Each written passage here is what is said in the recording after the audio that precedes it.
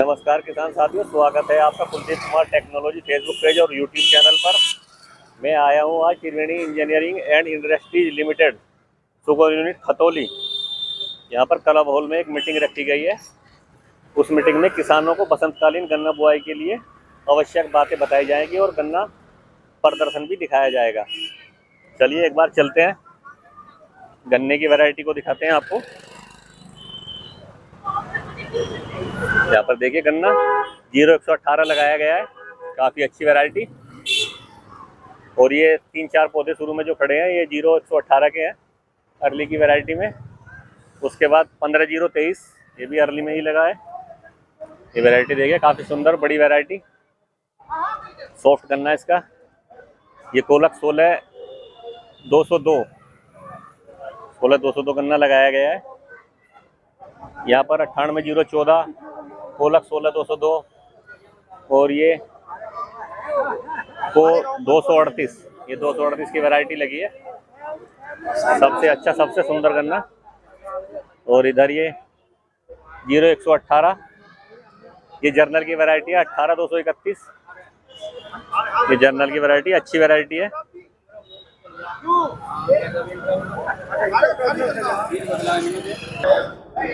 आज की इस किसान गोष्ठी में उपस्थित सभी किसान भाइयों का बहुत बहुत स्वागत है।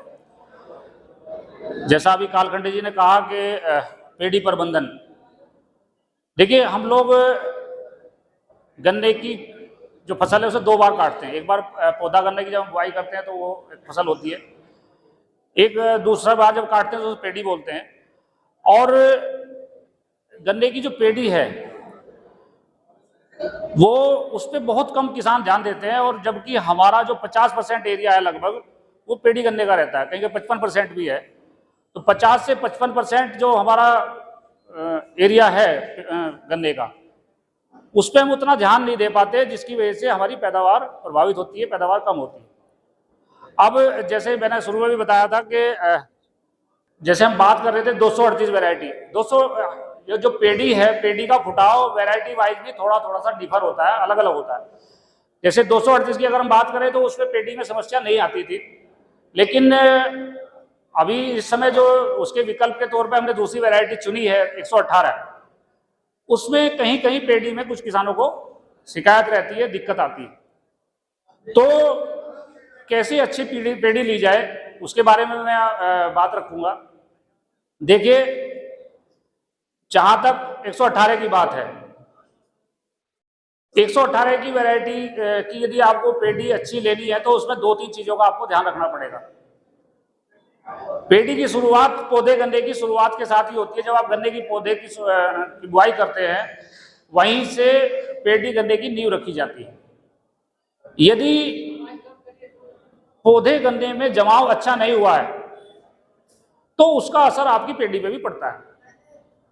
तो यदि आप 118 गन्ने की बुआई कर रहे हैं तो उसमें 2-3 चीजों का आपको ध्यान रखना पड़ेगा। नंबर 1, जब आप गन्ने की बुआई करें 118 की, तो उसमें गन्ने के ऊपर मिट्टी सिर्फ 1 से 2 अंगल के आसपास आनी चाहिए, यानी कि 1 इंच के आसपास आनी चाहिए। उससे होगा क्या, जब हम हैवी पाटा लगा देते हैं तो जमाव प्रभावित होता है, और जब जमाव प्रभावित होता है तो पौधे गन्ने में तो, क्योंकि इसका गन्ना मोटा है, भारी है, तो पौधे गन्ने में तो पैदावार हमें मिल जाती है, लेकिन पेड़ी गन्ने में काफी गैप बीच में रह जाता है। तो एक तो यही ध्यान रखना है आपको कि पौधे की गन्ने की बुआई करते समय मिट्टी हल्की चढ़ाएं, कम मिट्टी रखें पेंडे के ऊपर। नंबर 1 बात। नंबर 2, जब हम खादों का इस्तेमाल करते हैं तो हम सिर्फ डाई और यूरिया 2 ही खाद जानते हैं, जबकि पौधे को अपना जीवन चक्र पूरा करने के लिए 16 तत्वों की जरूरत पड़ती है, और उसमें से कुछ मुख्य पोषक तत्व होते हैं जिसमें नाइट्रोजन, फास्फोरस, पोटास होते हैं। तो नाइट्रोजन, फास्फोरस और पोटास ये तीनों मुख्य तत्व की श्रेणी में आते हैं।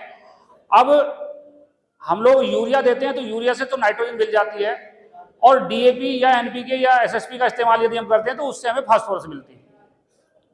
अब एक तीसरा तत्व है जो पोटास, जिसकी कमी हमेशा हमारे यहाँ मिलती है और हम लोग उसका इस्तेमाल नहीं करते हैं। तो इस वैरायटी में थोड़ा सा पोटास की मात्रा ज्यादा जरूरत पड़ती है, तो पोटास अवश्य लगाएं। और सल्फर साथ में, सल्फर, कैल्शियम, ये भी 2 एक ऐसे तत्व हैं जिनकी ज्यादा मात्रा में जरूरत पड़ती है। मैग्नीशियम, कैल्शियम और सल्फर, ये 3 गौण श्रेणी की श्रेणी में ये तत्व आते हैं। तो हम लोग सल्फर का इस्तेमाल भी बुआई में जरूर करें। तो 2 बात मैंने बताई, नंबर 1 तो मिट्टी कम आनी चाहिए, नंबर 2 उसके साथ बुआई के समय आपको पोटास और सल्फर भी जरूर डालनी चाहिए। अब तीसरी बात आती है बीज का चयन। हम लोग जब गन्ने की बुआई करते हैं तो जो गन्ना हम सप्लाई करते हैं मिल में, उसी में से काट के गन्ने की बुआई कर देते हैं। यदि आपको अच्छी पैदावार लेनी है तो हर किसान को अपने खेत में एक छोटी छोटी नर्सरी जरूर बनानी पड़ेगी। नर्सरी में करना क्या है कि आपने 1 बीघे का टुकड़ा, 2 बीघे का टुकड़ा, जैसे भी आपकी बुआई करनी, जितना आपका एरिया है, यदि आपको 10 बीघे बुआई करनी है तो 1 बीघे काम आ जाएगा आपको। यदि 2 बीघे की बुआई करनी है तो 2 बीघे नर्सरी बना लीजिए। तो अच्छा बीज तैयार करिए, लेट प्लांटिंग करिए, उसमें से उसका बीमारी कीड़ों का अच्छा ध्यान रखिए, बीज को उपचारित करके बोइए, तो वो आपकी नर्सरी हो जाएगी। और जब उसे आप बुआई के लिए इस्तेमाल करें तो उसमें से जो खराब गन्ने हैं उनको छांट के अलग निकाल दें। 2 आंख के टुकड़ों की बुआई करें। यदि 2 आंख के टुकड़े आप बोते हो तो जमाव आपको 50-60% मिल जाएगा। यदि आप 3 आंख के टुकड़े बोते हो तो जमाव आपका 30-35% रह जाता है। तो हम बात कर रहे थे बीज की। तो गन्ने के लिए बीज का चयन बहुत महत्वपूर्ण है। यदि आपका जमाव अच्छा हो गया तो 50% काम आपका वहीं समाप्त हो जाता है। तो अच्छा जमाव लीजिए। यदि अच्छा जमाव आएगा तो उसका असर भी आपकी पेड़ी गन्ने की फसल पे पड़ता है। अब बात आती है कि पेड़ी अच्छी कैसे हो, फुटाव अच्छा कैसे हो। तो 118 में आपको एक तो अच्छा तापमान आने के बाद ही उसकी कटाई करें, नंबर 1 बात। नंबर 2, शुरुआती स्टेज में जब हम गन्ने की कटाई करते हैं, पौधे गन्ने की, तो उसमें पोगले ना छोड़ें।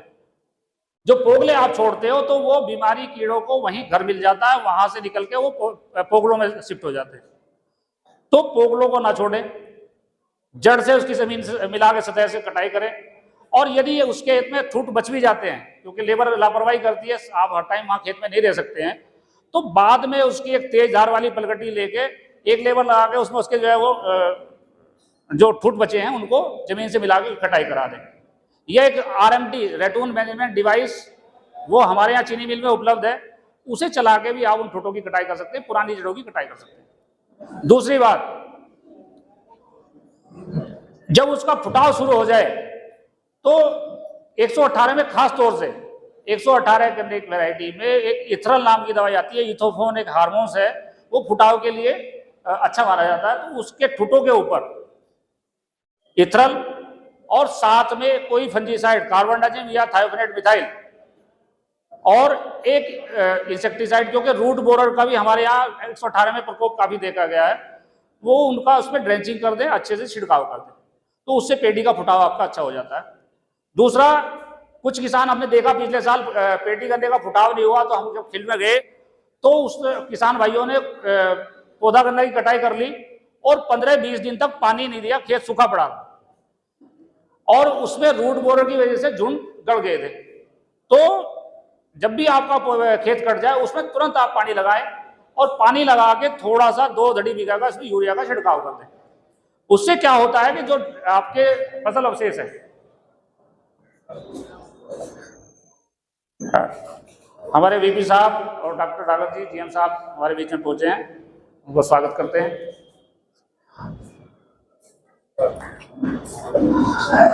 तो पेड़ी गन्ने में जो फसल अवशेष है, पत्ती है, जड़ें हैं, पुरानी जड़ों को गलाने के लिए नाइट्रोजन बहुत ज्यादा जरूरी होता है। तो नाइट्रोजन का इस्तेमाल पानी लगाने के बाद तुरंत करें। और उसके बाद यदि आपने पत्ती नहीं फैलाई है तो पुरानी जड़ों की कटाई उसमें जो है आप ट्रैक्टर टीलर चला सकते हैं या RMD चला सकते हैं। पुरानी जड़ों की कटाई जितनी जल्दी आप कर देंगे उतनी जल्दी नई जड़ें निकल के आएंगी। या तो आप उसको ऐसे ही छोड़ दोगे तो वो पुरानी जड़ें धीरे धीरे गलेंगी और उसके बाद पेड़ी में नई जड़ें आती है। तो उनका सबसे अच्छा तरीका यह है कि आप हल चला के उसे पुरानी जड़ों को काट दें। और पौधे गन्ने की अपेक्षा पेड़ी गन्ने में नाइट्रोजन की मात्रा 25% एक्स्ट्रा चाहिए। जितना आप पौधे गन्ने में लगाते हो उससे 25% एक्स्ट्रा उसमें जरूरत पड़ती है। तो कुछ किसान भाई पेड़ी गन्ने में जो है खाद ही नहीं लगाते, तो जिससे उसकी पैदावार घटती है। तो जितना पोषक तत्व तो आप पौधा गन्ना में डालते हो उसमें उतना ही पेड़ी गन्ने में डालें और नाइट्रोजन की मात्रा 25% बढ़ा दें। तो यदि इतना आप काम करेंगे तो आपकी पेड़ी की फसल अच्छी होगी और ये जो एक शिकायत है कि 18 की पेड़ी नहीं होती, तो पेड़ी का फुटाव भी अच्छा होगा और उससे आपकी अच्छी पैदावार मिलेगी। तो पेड़ी प्रबंधन के विषय में यदि आपका कोई सवाल है तो आप पूछ सकते हो। बाकी मैं अपनी वाणी को विराम देता हूँ। धन्यवाद।